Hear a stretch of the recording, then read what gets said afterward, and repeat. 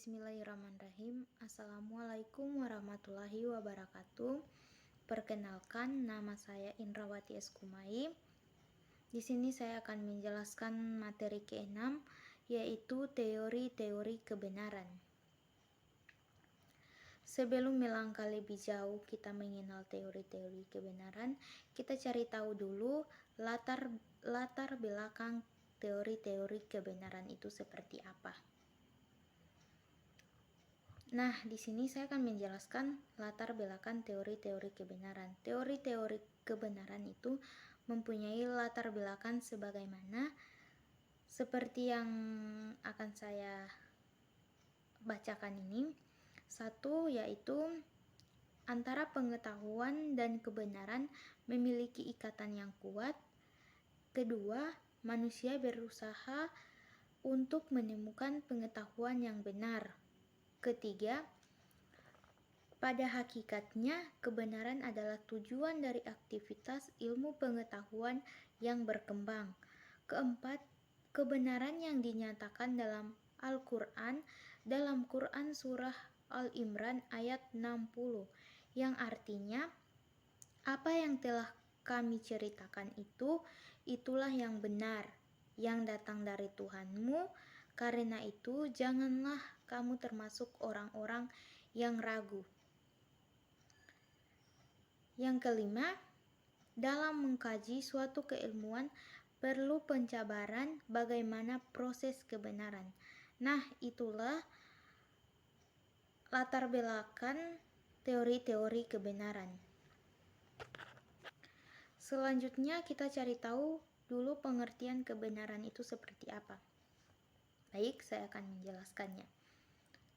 Teori-teori kebenaran itu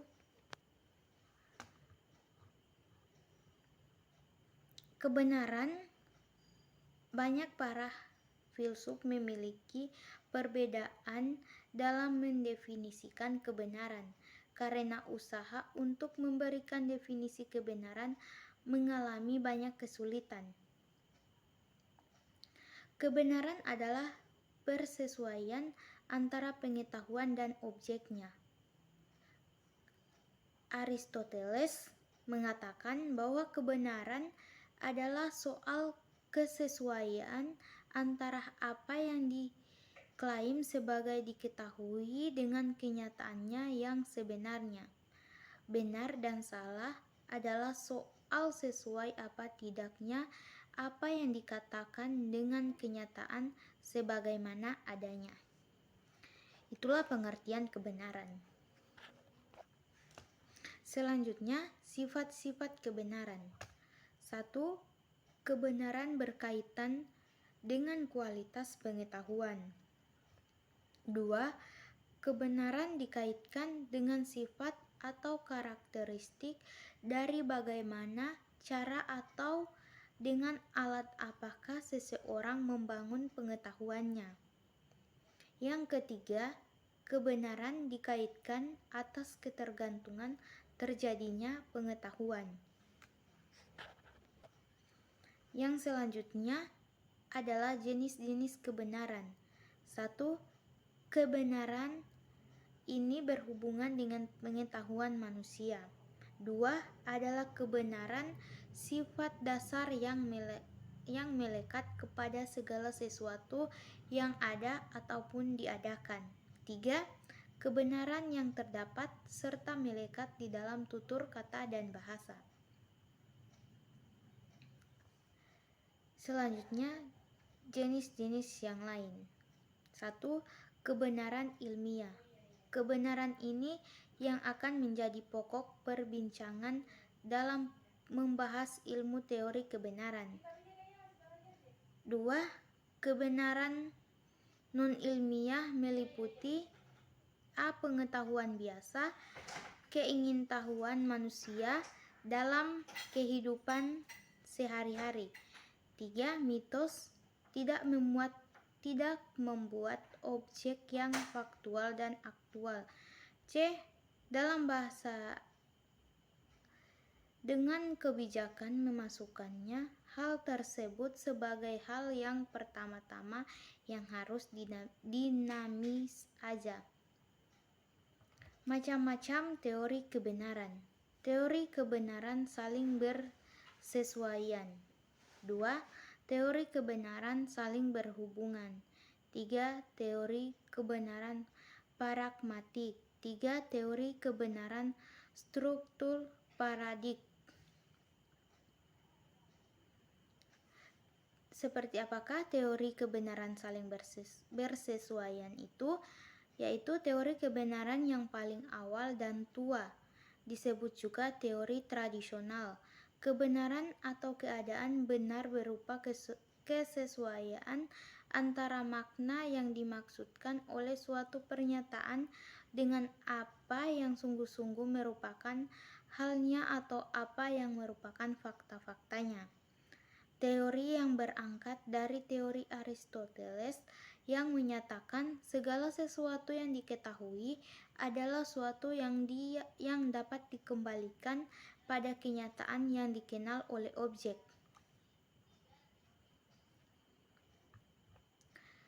Yang kedua, teori kebenaran atau sesuatu pengetahuan mempunyai nilai besar apabila pengetahuan mempunyai saling kesesuaian dengan kenyataan yang diketahuinya. Teori berpandangan bahwa suatu proposisi bernilai benar apabila saling bersesuaian dengan dunia kenyataan. Kebenaran dapat dibuktikan secara langsung pada dunia kenyataan. Kebenaran itu kesesuaian dengan fakta, keselarasan dengan realitas, dan keserasian dengan situasi aktual. Adapun contoh teori kebenaran saling bersesuaian. 1. Pengetahuan air akan menguap jika dipanas sampai 100 derajat. Pengetahuan tersebut benar kalau kemudian dicoba memanasi air dan diukur sampai 100 derajat. Jika terbukti tidak menguap, maka pengetahuan dinyatakan salah dan terbukti benar ia menguap, maka pengetahuan tersebut dinyatakan benar. Kedua, teori kebenaran saling berhubungan, yaitu teori ini dibangun oleh para pemikir rasional seperti Leibniz dan maupun Plato dan Aristoteles. Teori ini juga disebut dengan teori konsistensi. Teori yang suatu proposisi cenderung benar jika proposisi tersebut dalam keadaan saling berhubungan dengan yang lain, atau jika maka yang dikandungnya dalam keadaan saling berhubungan dengan pengalaman kita. Proposisi tersebut benar jika mempunyai hubungan dengan posisi yang terdahulu benar. Membuktikan teori kebenaran koherensi dapat melalui fakta sejarah apabila merupakan proposisi sejarah atau memakai logika apabila merupakan pernyataan bersifat logis. Secara sederhana, suatu proposisi itu akan makna pernyataan dari suatu pengetahuan bernilai benar-benar bila proposisi itu mempunyai hubungan dengan ide-ide dari proposisi yang terdahulu yang bernilai benar-benar.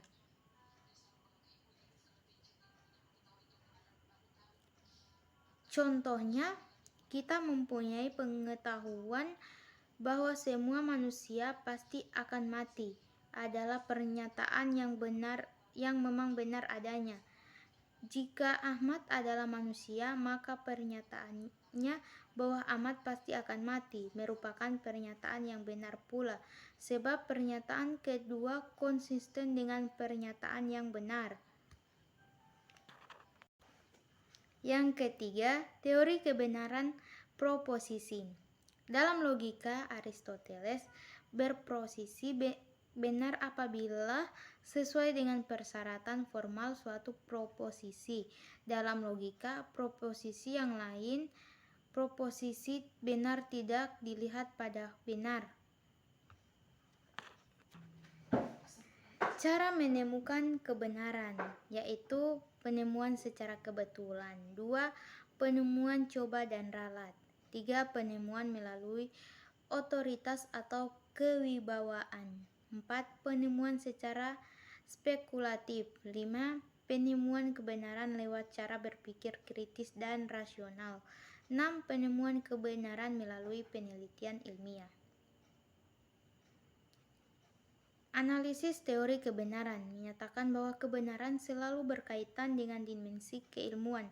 Akan tetapi perlu disadari bahwa kebenaran yang bersandar pada ilmu tidak sepenuhnya mutlak, sebab sandaran ilmu selalu dipengaruhi oleh pilihan, selalu tidak pernah menyeluruh, selalu dipengaruhi oleh realitas, ruang dan waktu, dan hasilnya selalu berubah sehingga akan mempengaruhi pada realitas kebenaran yang ada. Jadi dapat disimpulkan bahwa kebenaran yang bersandar pada ilmu bersifat relatif.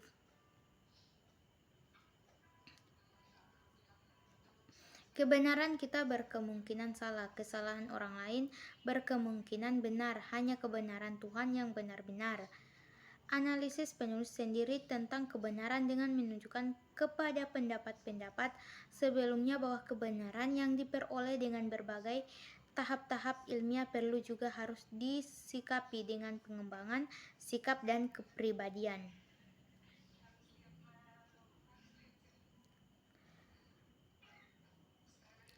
Adapun kesimpulannya, kebenaran adalah soal kesesuaian antara apa yang diklaim sebagai yang diketahui dengan kenyataan yang sebenarnya.